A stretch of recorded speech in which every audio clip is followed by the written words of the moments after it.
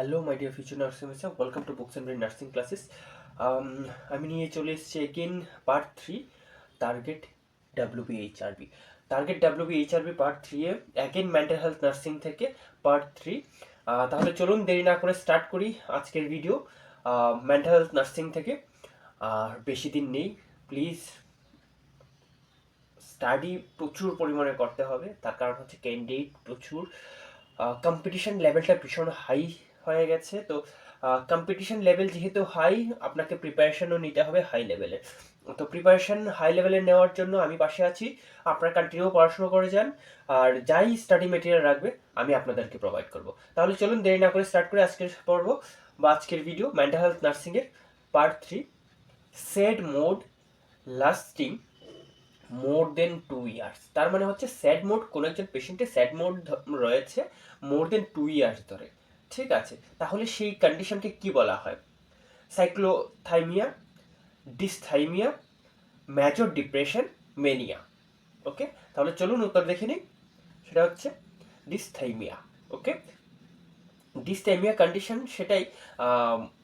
The sad mood যদি more than 2 years হয় তাহলে সেটাকে কি বলা হয়? Dysthymia. In hallucination, the stimulant is present, absent, or sometimes present, not related. উত্তর ইজ অ্যাবসেন্ট। তো ইন হ্যালুসিনেশনে স্টিমুলেন্ট কি থাকবে? অ্যাবসেন্ট থাকবে। ওকে, দেন ফেয়ার অফ ক্লোজ স্পেস। তো ছোট জায়গার তে ভয় ভয় পাওয়া, তো সেটাকে কি বলা হয়? তো fear of close space, acrophobia, agoraphobia, claustrophobia and xenophobia. সেটাকে কি বলা হয়? সেটাকে বলা হয় ক্লস্ট্রোফোবিয়া। ক্লস্ট্রোফোবিয়া মানে হচ্ছে fear of close place. Okay, then SSRI commonly use. SSRI commonly কি ইউজ হয়? Haloperidol, then fluoxetine, lithium, phenytoin. উত্তর ফ্লোক্সিটাইন। ওকে, দেন ওয়ার্নিক্স অ্যানসোফ্যালোপ্যাথি। ওয়ার্নিক্স অ্যানসোফ্যালোপ্যাথি ডেফিসিয়েন্সি। ওয়ার্নিক্স অ্যানসোফ্যালোপ্যাথি কাদের হয়? মেইনলি অ্যালকোহলিক পেশেন্টদের হয়। অ্যালকোহলিক পেশেন্টদের vitamin A, not a, B1 এর অভাবে, দ্যাট মিনস থিয়ামিনের অভাবে কি হয়? ওয়ার্নিক্স অ্যানসোফ্যালোপ্যাথি বা কর্সাকফ সিনড্রোম বা সাইকোসিস হয়ে থাকে। তো কোন ভিটামিনের অভাবে? অলওয়েজ ভিটামিন B1 এর অভাবে। আর তাদের ট্রিটমেন্ট কি হয়? ভিটামিন B1 মানে thiamine replacement. Thiamine replacement IM দেওয়া হয়, আইএম বিডি করে দেওয়া হয় কন্টিনিউয়াসলি 100 mg করে। ওকে, দেন লাফিং অ্যান্ড ক্রাইং ইনঅ্যাপ্রোপ্রিয়েটলি। লাফিং অ্যান্ড ক্রাইং কোন কন্ডিশনে দেখা যায়? Echolalia, then incongruent affect, blunted affect, delusion. উত্তর হচ্ছে incongruent affect. Most dangerous personality disorder. যতগুলো পার্সোনালিটি ডিসঅর্ডার রয়েছে তার মধ্যে মোস্ট ডেঞ্জারাস কি রয়েছে? Paranoid disorder, anti social, avoidant and histrionic. Okay, তাহলে চলুন দেখি। সেটা হচ্ছে anti social. Anti social personality হচ্ছে ভীষণ ডেঞ্জারাস বা most dangerous of the personality ডিসঅর্ডারের মধ্যে আসে। সেটা হচ্ছে anti social. Okay, then most symptom of anxiety. Most symptom of অ্যাংজাইটিকে কি বলা হয়?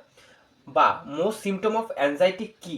সেটা হচ্ছে ব্র্যাডিকার্ডিয়াকে মোস্ট মেইন সিমটম বা most symptom, not most, is the main symptoms.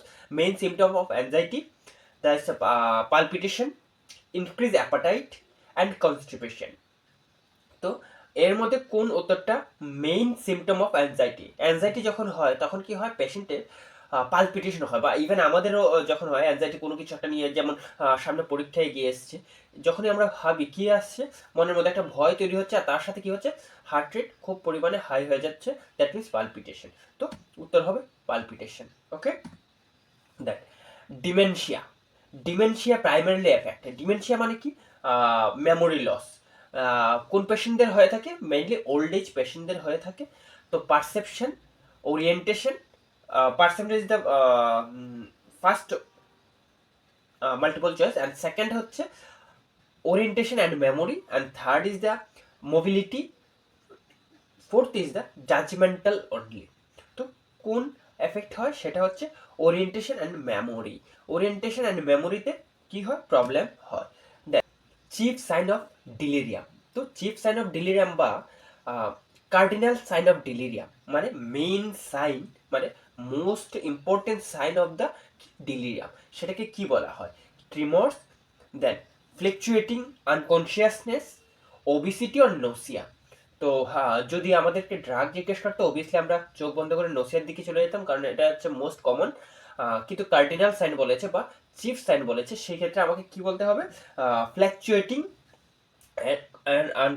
Fluctuating consciousness. তো ফ্ল্যাকচুয়েটিং কনসিয়াসনেস হচ্ছে chief sign of the delirium. Okay, then schizophrenia onset is commonly in schizophrenia onset is commonly in infancy, adolescence and early adulthood, middle aged and elderly।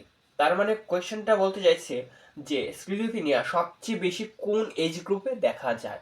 Onset মানে starting হয়, schizophrenia start হয় কোন গ্রুপের মধ্যে সবচেয়ে বেশি commonly, সেটা হচ্ছে ইনফ্যান্টদের মধ্যে মানে বাচ্চাদের মধ্যে, নাকি অ্যাডোলেসেন্ট বা আর্লি অ্যাডাল্টহুডের মধ্যে, বা মিডল এজদের মধ্যে, নাকি ওল্ডার এজ। ওকে, তাহলে উত্তর কি হবে? উত্তর is adolescent and adulthood, early adulthood. Okay, next negative symptom of schizophrenia. তো পজিটিভ সিমটম যদি বলা হয় তাহলে কি আসবে? Is the dilution, hallucination. Okay, and negative যদি হয় তার মানে এখানে চারটে অপশন রয়েছে।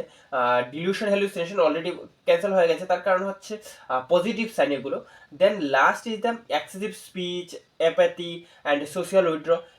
তো কি উত্তর হবে? তো নেগেটিভ সিমটমসের মধ্যে অ্যানহেডোনিয়া মানে ল্যাক অফ ইন্টারেস্ট, দেন হচ্ছে lack of interest of activity, then apathy, then social withdraw, এই সাইলেন্ট সিমটমসগুলো আসে।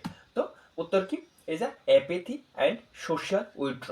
ওকে, then the nurse should avoid dash with the paranoid patient. যদি প্যারানয়েড পেশেন্ট আমরা হ্যান্ডেল করে থাকি অ্যাজ এ নার্স, তাহলে কি অ্যাভয়েড করতে হবে? Is a sudden movement, active listening, then simple language and reality orientation. তো আপনারা কি উত্তর দেবেন? মোস্ট অফ দ্য যারা রয়েছেন ক্যান্ডিডেট, তারা রিয়েলিটি ওরিয়েন্টেশনের মধ্যেই যাবে। তার কারণ হচ্ছে সেটা রিস্ক হয়ে যায়, ঠিক আছে, কারণ হয়তো বা সে সুইসাইডাল অ্যাটেম্পে যেতে পারে বা অন্যান্য কোনো কমপ্লিকেশন হতে পারে। কিন্তু কোয়েশ্চেনটা একটু ট্রিকি, ঠিক আছে। তো the nurse should avoid dash with the paranoid patient. তো উত্তর হবে সার্ডেন মুভমেন্ট। তো সার্ডেন মুভমেন্ট কি করা যাবে? সার্ডেন মুভমেন্ট করা যাবে না অ্যাজ এ নার্স। ওকে, পেশেন্টের কাছ থেকে। That mental state examination include CT scan, speech appearance and mode, HB test, ECG. তো এগুলোতে ইসিজি দিয়ে কার্ডিয়াক হার্টের কন্ডিশন বোঝা যায়, সিটি স্ক্যান দিয়ে হচ্ছে ইন্টারনাল অর্গান বা ব্রেন বা যাই রয়েছে সেগুলোকে, ইন্টারনাল অর্গানগুলোকে, ভেতরের কন্ডিশনটাকে দেখা যায়। Then speech speech appearance and mood দিয়ে হচ্ছে পেশেন্টের কন্ডিশন বোঝায়, কোন কন্ডিশনে রয়েছে, তার প্রেজেন্ট মেন্টাল স্টেটমেন্ট কি রয়েছে। এইচবি হচ্ছে আমাদের হিমোগ্লোবিন লেভেল। তো উত্তর একটাই যাবে, speech appearance and mode. Okay, then next is tardive dyskinesia. Tardive dyskinesia one of the most important question, affected mainly কোথায় এফেক্ট করে? তো ট্রাডিভ ডিসকাইনেসিয়া হচ্ছে involuntary movement of tongue and face.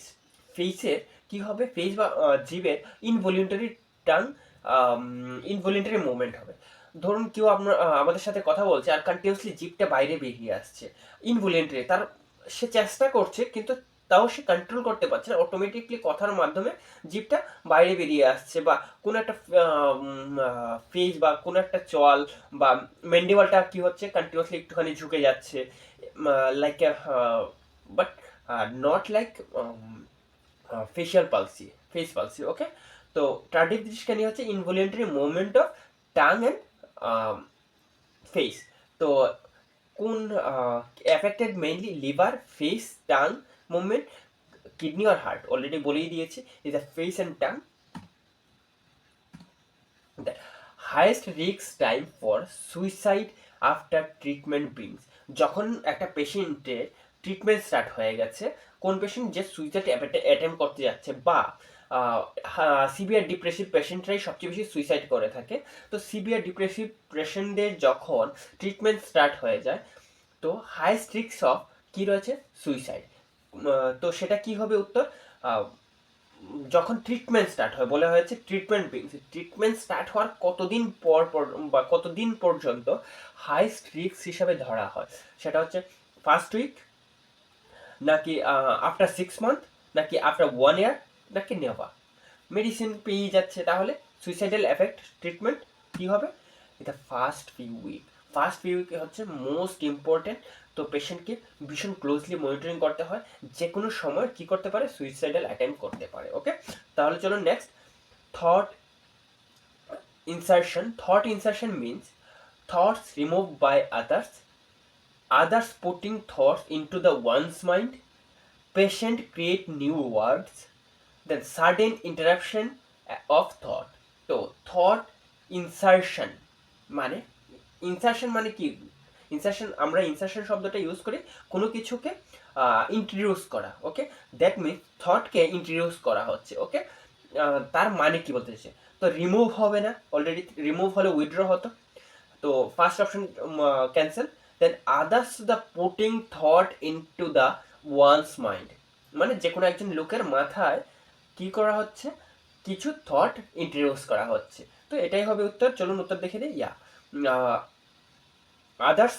others putting thoughts into the one's mind. Okay, then delusion of persecution. Delusion of persecution কি, people plotting against them, they are excessively wealthy, they are guilty, the world will end. The delusion of persecution. Delusion of পারসিকিউশনের meaning কি সেটাই জিজ্ঞেস করেছে, তাহলে উত্তর peoples plotting against them, peoples plotting against them. Okay, then autism behaviour. Autism মানে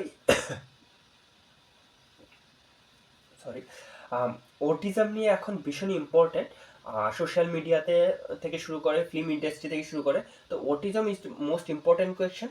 তো autism behaviour হচ্ছে সোশ্যাল আইসোলেশন, এক্সট্রিম সোশিয়াবিলিটি, সাইকোসিস, অ্যাগ্রেশন, অলওয়েজ।